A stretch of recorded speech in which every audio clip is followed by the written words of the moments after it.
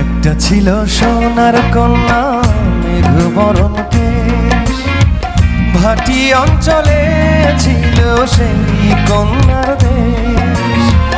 দুই চোখে তারা হারে কি মায়া, নদীর জলে পড়লো কন্যার ছায়া।